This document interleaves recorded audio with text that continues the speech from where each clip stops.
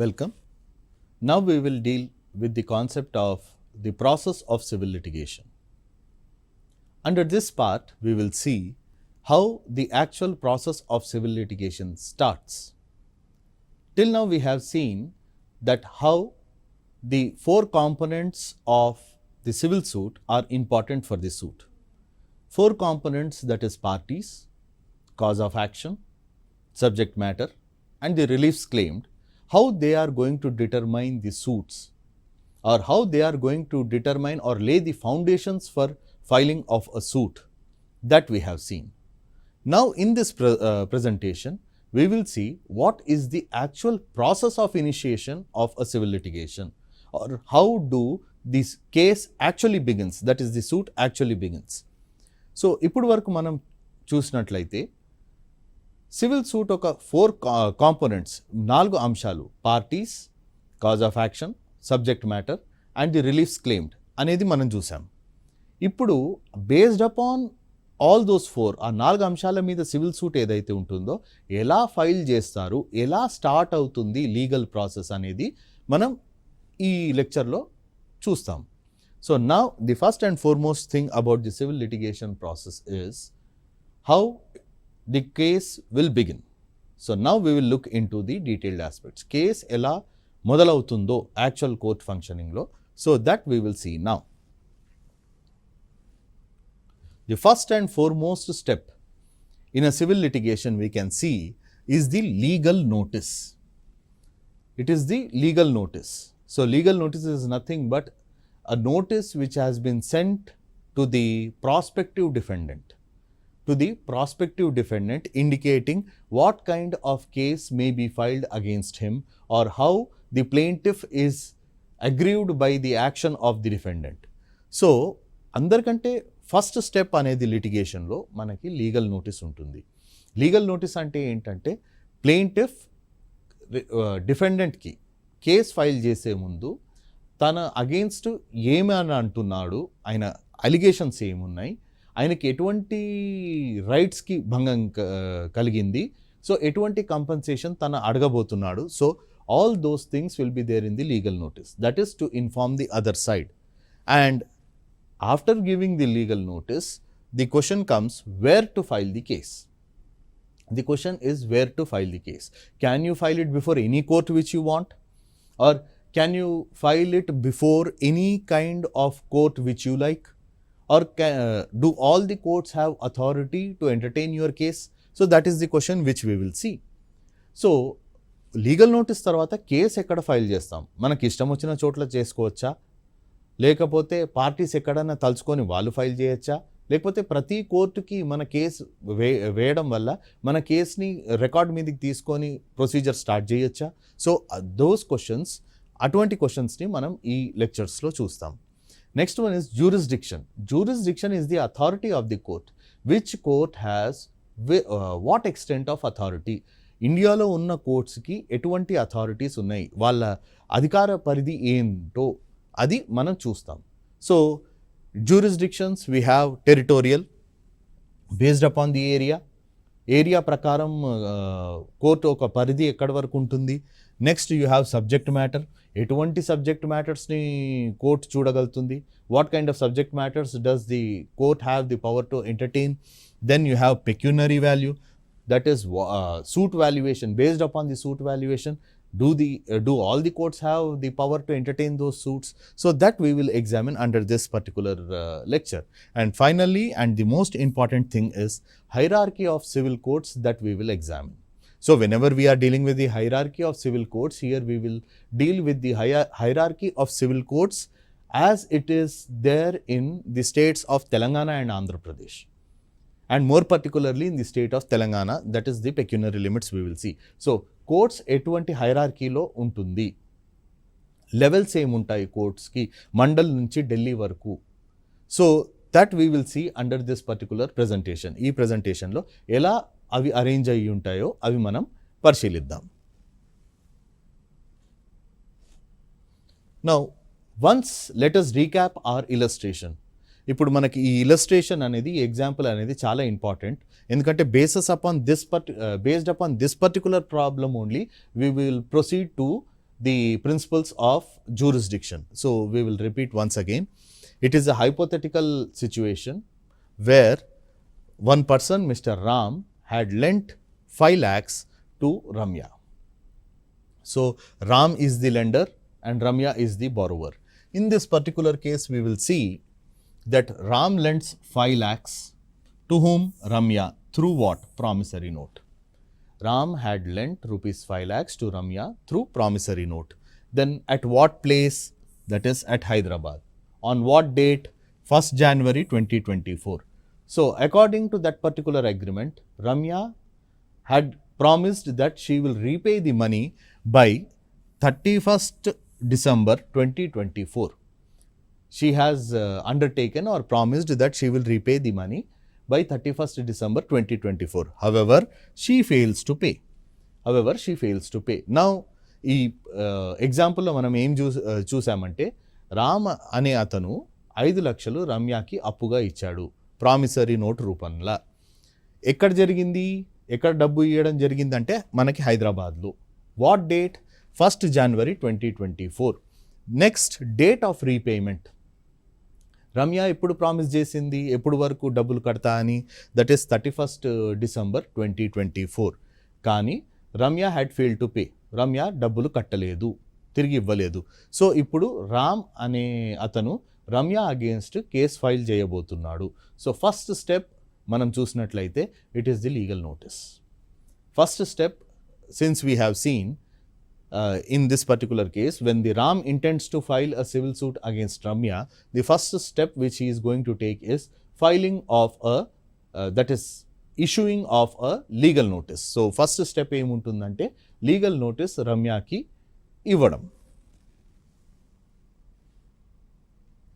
Now legal notice is generally given before the filing of the suit.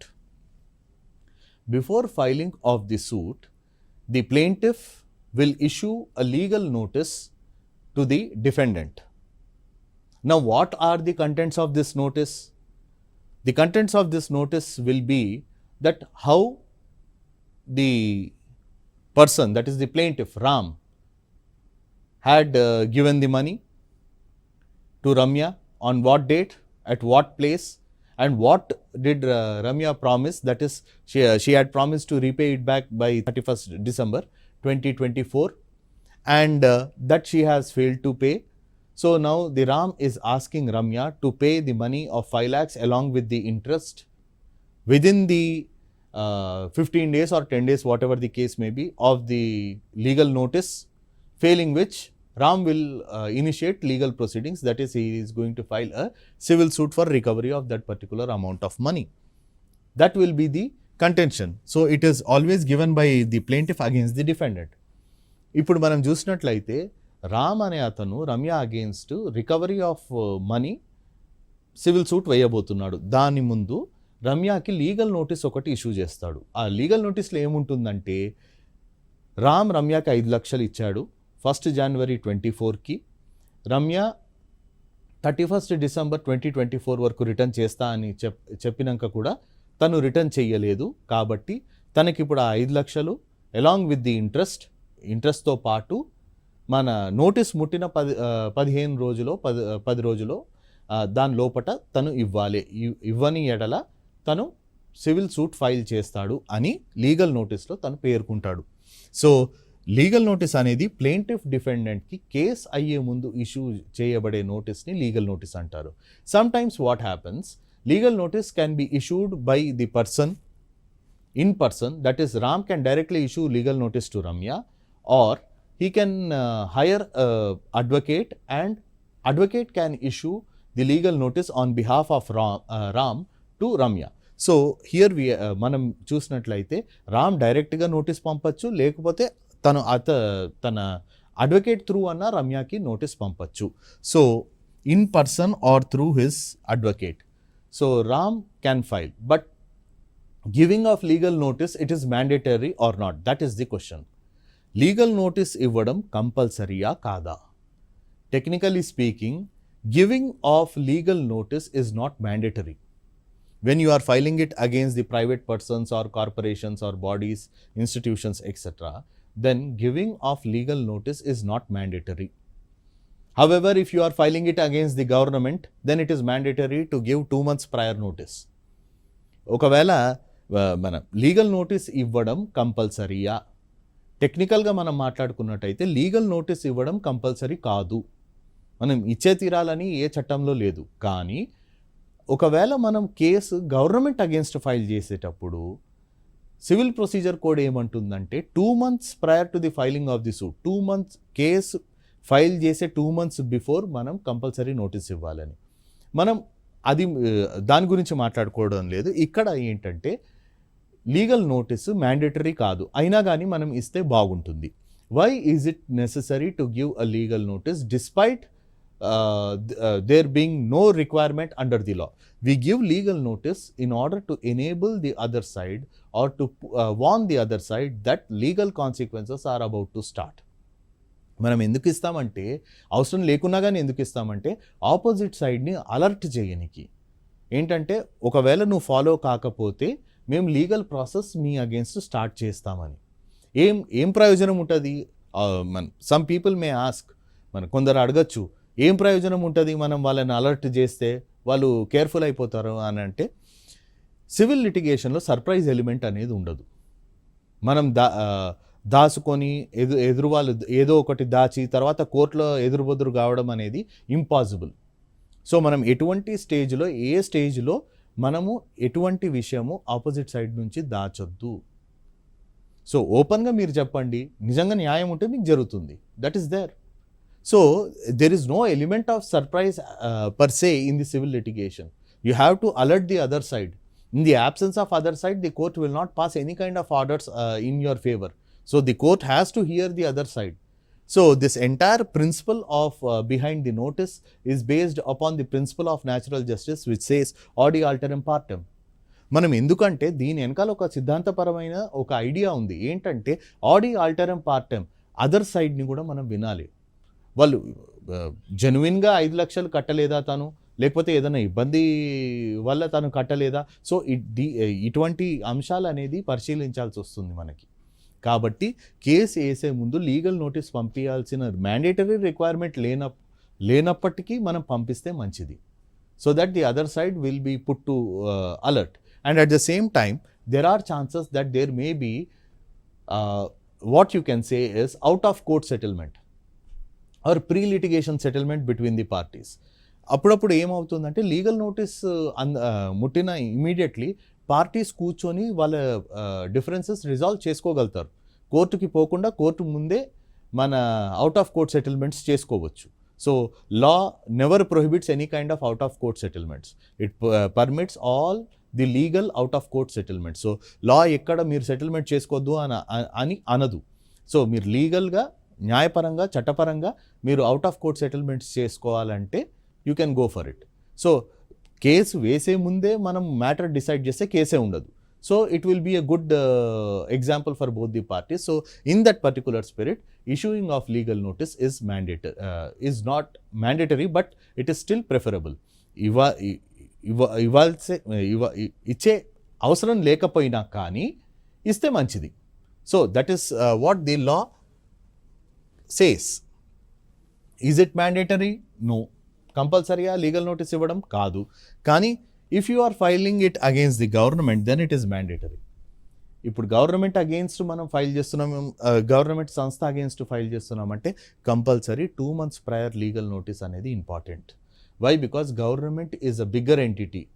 Government is a bigger entity and it needs time to look into your grievance. So గవర్నమెంట్కి ఎందుకు ఈ requirement ఉందంటే, government అనేది ఒక పెద్ద వ్యవస్థ, ఒక సంస్థ.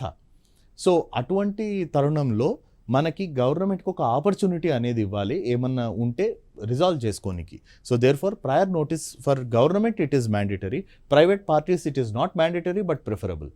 ప్రైవేట్ పార్టీస్కి ఇవ్వాల్సిన అవసరం లేదు లీగల్ నోటీస్, కానీ ఇస్తే బాగుంటుంది. But it is better to give. Why? To ensure that there can be any kind of pre-litigation settlement. So కేసుకి కోర్టు మెట్లు వరకు వెళ్ళక ముందే మనకు ఒకవేళ మ్యాటర్ డిసైడ్ అయితే అది మనకి చాలా ఖర్చులు మిగిలిస్తుంది, ఇంకా ఫాస్ట్ రెమెడీ ఉంటుంది. కాబట్టి లీగల్ నోటీస్ ఇస్తే మనకు ఆ ప్రయోజనం ఉండొచ్చు. So after legal notice has been served upon the defendant, it is the discretion of the defendant to give reply or not to give reply. సో లీగల్ నోటీస్ మనం పంపించినాక ఎవరికైతే పంపిస్తామో that is the defendant, he may or may not give reply. ఆయన reply ఇవ్వచ్చు, ఇవ్వకపోవచ్చు. ఆయన reply ఇవ్వాలే అని ఎక్కడ కంపల్షన్ లేదు. In majority of the cases the defendants don't reply. So majority కేసెస్లో ఏమవుతుందంటే డిఫెండెంట్స్ రిప్లై చేయరు. మన నోటీస్ ఏదైతే వాళ్ళకి అందుతుందో దాన్ని క్యాజువల్గా తీసుకుంటారు, రిప్లై చేయరు. రిప్లై చేస్తే మంచిది, చేయకపోయినా కానీ అక్కడ అయ్యేది ఏం లేదు. So when sometimes what happens, even if he replies, the plaintiff goes and files a case. So you cannot say that if he files reply, the plaintiff cannot file any kind of case and all. So notice ముట్టినాక కూడా defendant reply ఇచ్చినాక కూడా తను కేసుకి పోవచ్చు. So reply ఇవ్వగానే case వేయాల్సిన అవసరం లేదు, లేకపోతే రిప్లై ఇచ్చినాక కేసు వేయాల్సిన అవసరం లేదు, అటువంటి రూల్స్ అనేది లేదు. So it is a preferable practice. ఆయన రిప్లై ఇచ్చినాక మనం case, normally parties will have that kind of psychological thinking of filing a case. వాళ్ళు ఆల్రెడీ మైండ్లో డిసైడ్ అయ్యి ఉంటారు కేసు ఫైల్ చేయాలని. అటువంటి తరుణంలో ఆయన రిప్లై వచ్చినా ఒకటే, రాకపోయినా ఒకటే. So they will definitely go and file a suit against that particular defendant. Why? Because it is one of the principle of natural justice, that is you inform to the other side what you are going to do, so that he will not be taken by surprise. Other సైడ్కి మనం చెప్పడం ఏం చేయబోతున్నాం, చట్టపరమైన చర్యలు తీసుకుంటున్నాం అనేది తనకి ఇంటిమేట్ చేయాల్సిందే. మనం సర్ప్రైజ్ ఎలిమెంట్స్, వాళ్ళని షాక్ ఇద్దాము, వాళ్ళకి జలకిద్దాం అనేది కుదరదు. సివిల్ లిటిగేషన్ అటువంటి ఆస్పెక్ట్ అనేది తీసుకోదు. So whatever you are going to do, you are suppose to tell to the other side. Now the question is where you are going to file the case. Now you cannot file the case wherever you want. మనం ఎక్కడ పడితే అక్కడ case file చేయలేము. There are certain principles of place of filing which should be followed. The rules are laid down under the Code of Civil Procedure, which determines which court will have authority to hear that particular case. మనకి ఎక్కడ ఇష్టమో అక్కడ పోయి మనం కేసులు file చేయలేము. ఎందుకంటే కొన్ని రూల్స్ అండ్ రెగ్యులేషన్స్ ఉన్నాయి, కొన్ని సిద్ధాంతాలు ఉన్నాయి. ఇక్కడ కోడ్ ఆఫ్ సివిల్ ప్రొసీజర్ అనేది ఒక లా ఉంటుంది, ఒక చట్టం ఉంటుంది, సివిల్ ప్రొసీజర్ కోడ్, సిపిసి అంటారు. ఆ చట్ట ప్రకారము ఎక్కడ మనం కేసులు ఫైల్ చేయగలుగుతామో అక్కడనే మనం కేసులు file చేయగలిగాము. So it is not the wish of the parties or will of the parties that they can file the case wherever they want. ఇప్పుడు మనం కోరుకున్నాము, నాకు అదే కోర్టులో వేయాలనిపిస్తుంది అంటే అలా కుదరదు. So you cannot file the case wherever you want. మనం ఎక్కడ తలుచుకుంటామో అక్కడ కేసులు ఫైల్ చేయలేము. You have to follow certain principles laid down under CPC. CPC కింద సిద్ధాంతపరమైన ఏమైతే రూల్స్ అండ్ రెగ్యులేషన్స్ ఉంటాయో అవి ఫాలో అయ్యి మనం అక్కడనే కేసులు ఫైల్ చేయగలుగుతాము. ఇష్టం వచ్చిన జాగాలో మనం ఫైల్ చేయొద్దు. చేసినా కానీ ఆ కేసు నిలవదు. Even if you file the case wherever you want and before the courts which do not have the authority, then that kind of judgment will not have any kind of validity. So under this particular aspect, we will see that general rules we will see. General rules, what they say is, in case of suits involving property, in case of suits involving immovable property like plot, apartment, land, ancestral property, etc., you will file the case wherever the property is located. If the property is located at Hyderabad, you will file the case at Hyderabad. If the property is located at Karimnagar, you will file it at Karimnagar. If the property is situated at Visakhapatnam, you will file it at Visakhapatnam. So here you are supposed to see that wherever that immovable property is located, there you are going to file the case. So ఏమంటుందంటే one of the general rules ఏమంటాయంటే సిపిసిలో, suits ఎక్కడైతే immovable property related suits ఉంటాయో, partition కానివ్వండి, మన division of property కానివ్వండి, recovery of possession కానివ్వండి, అటువంటి కేసెస్లో ఎక్కడైతే ప్రాపర్టీ ఉంటుందో ఆ డిస్ట్రిక్ట్ లిమిట్స్లోనే కేసు వేయాలి. హైదరాబాద్లో ప్రాపర్టీ ఉంటే హైదరాబాద్లో, విశాఖపట్నం అంటే విశాఖపట్నంలో, గుంటూరు అంటే గుంటూరులో. So it all depends upon wear ever the property is situated, wear ever the property is located. But in other cases immovable property ఎక్కడ ఉంటుందో అక్కడ లోకల్ కోర్ట్స్లో మనం వేయాలి. బట్ వేరే కేసెస్ కాంట్రాక్ట్స్ రిలేటెడ్, ఇప్పుడు మన ఎగ్జాంపులే ఉంది చూసుకోండి, అటువంటి కేసెస్లో మన ఆప్షన్స్ ఎక్కడ ఉంటాయంటే వేర్ ది డిఫెండెంట్ రిసైడ్స్, ఎక్కడైతే డిఫెండెంట్ అడ్రస్ ఉందో ఆర్ ఏ లోకల్ లిమిట్స్లో డిఫెండెంట్ ఉంటాడో అక్కడ, లేకపోతే ఎక్కడ ఆయన బిజినెస్ అనేది ఉంటుందో అక్కడ, లేదా ఎక్కడ cause of action totally or partly arises. So it says that in all other cases other than the immovable property you can file the suits within the local limits of the court where the defendant resides, or where the defendant is doing his business, or where the cause of action fully or partly had arisen. For example, in our example only, 5 lakhs was given at Hyderabad. So the cause of action totally happened at Hyderabad, so you can file case in the courts at Hyderabad. Or else 2 lakhs were given at Hyderabad and 3 lakhs were given at Karimnagar. So since part of cause of action is there at Hyderabad, you can file it at Hyderabad. Why? Because 2 lakhs were given here and 5 lakhs, that is 3 lakhs. 3 lakhs were given at Karimnagar. So part of cause of action is also there at Karimnagar. So you can file either at Hyderabad or at Karimnagar. So ఇక్కడ ఏం జరుగుతుందంటే cases immovable property లేని చోట వేరే కేసెస్లో ఎక్కడ మనం case file చేయగలుగుతాం? Where the defendant resides, defendant ఎక్కడ ఉంటుండో అక్కడ మనం కేసు ఫైల్ చేయొచ్చు. Or where defendant does his business, ఆయన బిజినెస్ కానివ్వండి, ఆయన షాప్ కానివ్వండి, ఆయన ఇండస్ట్రియల్ ఎస్టాబ్లిష్మెంట్ కానివ్వండి, ఎక్కడైతే ఏ లోకల్ లిమిట్స్లో అయితే ఉంటుందో అక్కడ మనం ఫైల్ చేయగలుగుతాం. Or where cause of action wholly or partly arises, cause of action the reason behind that particular case wholly or partly, full cause of action ఒకటే ప్లేస్లో అయినా కానీ అక్కడ ఫైల్ చేయొచ్చు, లేదా పార్ట్ ఇక్కడ జరిగింది పార్ట్ ఇంకో చోట్ల జరిగిందంటే ఈ 2 కోర్ట్స్లో వేయచ్చు. ఫర్ ఎగ్జాంపుల్ మన ఎగ్జాంపుల్లోనే 5 lakhs రమ్యాకి రామ్ హైదరాబాద్లో ఇచ్చాడు, సో హైదరాబాద్లో ఫైల్ చేయొచ్చు కేస్. ఆర్ 2 lakhs హైదరాబాద్లో ఇచ్చాడు, 3 lakhs కరీంనగర్లో ఇచ్చాడు. సో 2 lakhs హైదరాబాద్లో ఇచ్చాడు, పార్ట్ ఇచ్చాడు కాబట్టి హైదరాబాద్ కోర్టుకి జ్యూరిస్డిక్షన్ ఉంటుంది. 3 lakhs కరీంనగర్లో, బ్యాలెన్స్ 3 lakhs కరీంనగర్లో ఇచ్చాడు కాబట్టి కరీంనగర్ కోర్టు కూడా జ్యూరిస్డిక్షన్ ఉంటుంది. So where the defendant resides or carries on business, or where the cause of action in whole or in part had arisen. So those courts having local jurisdiction in that particular area will have the jurisdiction to entertain that particular dispute. Always remember that jurisdiction is the authority of the court to decide. Jurisdiction is always imposed by law.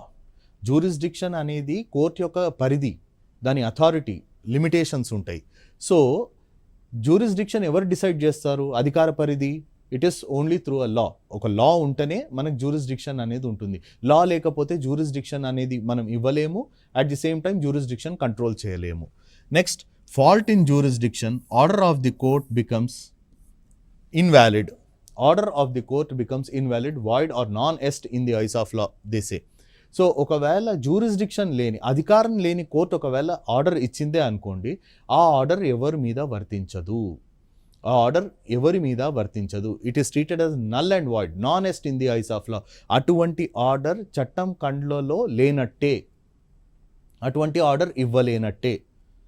So jurisdiction లేని court ఎప్పుడైతే order pass చేస్తుందో it is treated to be non est in the eyes of law. It doesn't exist in the eyes of law. Jurisdiction లేని court ఒకవేళ order pass చేస్తే అటువంటి ఆర్డర్కి ఎటువంటి validity ఉండదు. So if there is a single point of defect in jurisdiction, if there is single error in the jurisdiction of the court, then the entire proceedings will be treated as null and void. So jurisdiction ఆస్పెక్ట్లో మనకి ఒక్క fault ఉన్నా, ఎక్కడన్నా ఒక single short coming ఉన్నా, ఒక single defect ఉన్నా కానీ మొత్తం సివిల్ లిటిగేషన్, ఆ కేసులో జరిగిన ప్రతి ప్రొసీడింగ్ అనేది ఇన్వాలిడ్ అయిపోతుంది, అసలు ఆ proceedings జరగనట్టే. So always remember, fault in jurisdiction hits at the root of the case. జ్యూరిస్డిక్షన్లో ఏదన్నా ఫాల్ట్ ఉందనుకోండి, ఆ సివిల్ లిటిగేషన్ వేర్ల కార్డ్ నుంచి వెళ్ళిపోతుంది. So it becomes null and void, it binds no one. అధికారం లేని కోర్టు ఒకవేళ ఆర్డర్ ఇస్తే అది మనం పాటించాల్సిన అవసరం లేదు. ఎందుకంటే చట్ట ప్రకారం అటువంటి ఆర్డర్ అనేదే చెల్లదు. So in that particular situation, an order passed by the court which does not have jurisdiction is not binding on the parties and it is void ab initio. That is, from the beginning itself it is null and void. And remember, parties cannot create jurisdiction nor they can take away the jurisdiction. Always remember that jurisdiction of a particular court or a particular set of courts is decided by the legislature. It is decided by the legislature, let it be the state legislature or union parliament. So, jurisdiction of the court, when it has been limited by the law, then it is the law which confers the jurisdiction and it is the law which can take away the jurisdiction. And it is only through the law this can be done. So, jurisdiction వచ్చే వరకు, that is అధికార పరిధి వచ్చినప్పుడు అది ఒక చట్టపరంగానే ఒక కోర్ట్స్కి ఇవ్వబడుతుంది. ఒక చట్టం త్రూవే మనం కోర్ట్స్కి అధికారం ఇవ్వగలుగుతాము. రేపొద్దున ఆ అధికారం తీసుకోవాలంటే కూడా ఒక చట్టపరంగానే మనం ఆ అధికారం తీసేయచ్చు ఆ కోర్టు నుంచి. అంతేగాని parties by their agreement or by their consent they cannot create any jurisdiction or they cannot take away any kind of jurisdiction. So here ఇప్పుడు మనం ఏం చూసినట్లయితే, for example Ram and Ramya, ఆ కేసులో 5 lakhs హైదరాబాద్లోనే తీసుకున్నారు. రమ్య కూడా హైదరాబాద్లోనే ఉంటుంది కాబట్టి ఓన్లీ హైదరాబాద్ కోర్ట్స్కే జ్యూరిస్డిక్షన్ ఉంటుంది ఎంటర్టైన్ చేయడానికి. కానీ రామ్ అండ్ రమ్య ఒక అగ్రిమెంట్ ప్రకారం కాదు, మేము ఢిల్లీలో కోర్ట్ కేస్ ఫైల్ చేసుకొని మేము అక్కడ కొట్లాడతామని చేయలేరు. ఎందుకంటే according to the law only the courts at Hyderabad will have jurisdiction. Only the courts at Hyderabad have jurisdiction. Ram and Ramya ఒక అగ్రిమెంట్ వచ్చేసి న్యూఢిల్లీలోనే మేము కేసు కొట్లాడతాం అనేది ఇట్ ఈస్ ఇంపాసిబుల్.